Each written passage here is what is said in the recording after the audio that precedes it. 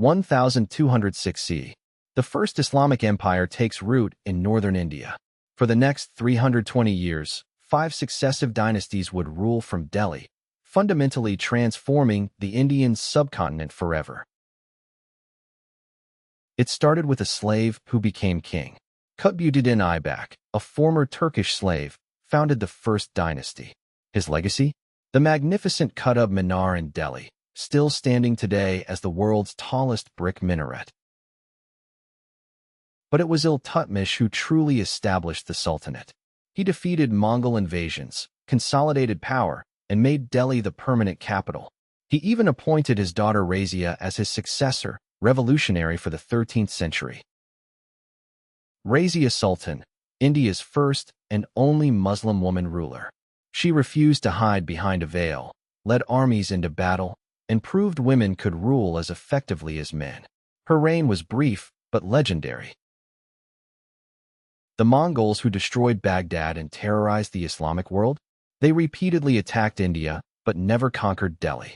The Sultanate's military strength kept Genghis Khan's descendants at bay. Alauddin Khilji expanded the Sultanate to its greatest extent, conquering most of India. He defeated multiple Mongol invasions, implemented strict market controls, and built the massive Alai Darwaza Gateway. Muhammad bin Tughlaq, brilliant yet eccentric. He shifted the capital from Delhi to Daulatabad in the Deccan, then shifted it back. He introduced token currency, then withdrew it.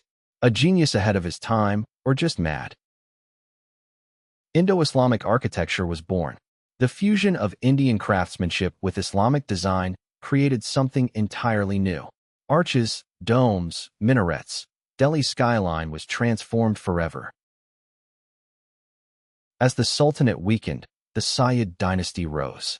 They faced constant invasions from Timur the Lame, who sacked Delhi in 1398, killing thousands and carrying away unimaginable wealth.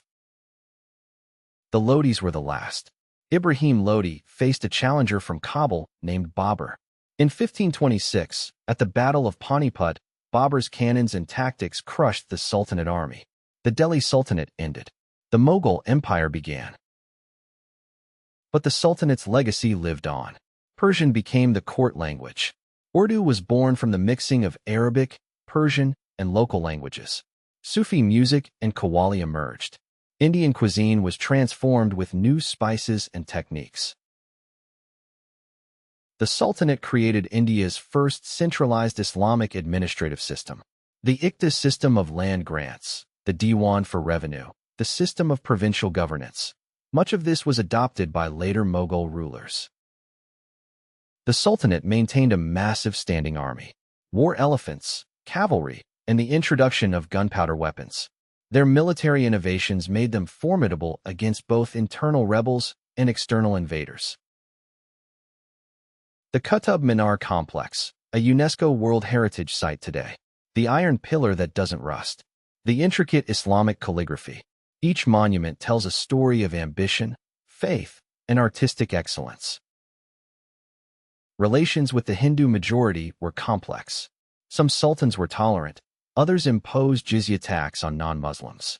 But most rulers realized they needed Hindu support to govern effectively. Sufi saints like Nizamuddin Auliya and Amir Khusro brought a mystical, inclusive form of Islam.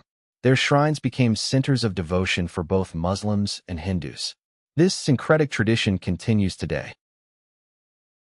Delhi became a major trading hub. Merchants from Central Asia, Persia, and beyond flocked to the city. The Sultanate controlled crucial trade routes, bringing unprecedented wealth to northern India. New irrigation techniques, crop rotation systems, and the introduction of crops from West Asia. The Sultanate's agricultural policies increased productivity and revenue significantly. Persian culture dominated the elite. Persian poetry, literature, and art flourished in Delhi's courts. Amir Khusro wrote in both Persian and Hindavi, creating a literary bridge between cultures. Beyond Razia Sultan, women wielded significant influence. Royal mothers and wives often advised sultans. Some even ruled as regents. The harem wasn't just a residence, It was a political powerhouse. Ironic that a slave dynasty founded the Sultanate. Many slaves rose to become powerful nobles and even sultans. Merit mattered as much as birth. This mobility was unusual for the medieval world. Delhi was repeatedly rebuilt by each dynasty. 7 cities of Delhi emerged over 3 centuries. Each sultan tried to outdo his predecessors with grander mosques, forts, and palaces. The Mongol invasions shaped everything. Defensive strategies, military spending, even architectural decisions were made with the Mongol threat in mind. Delhi's fortifications were built to withstand the fiercest cavalry on earth. By the 1400s, the Sultanate was crumbling. Provincial governors declared independence. Bengal, Gujarat, Malwa all broke away.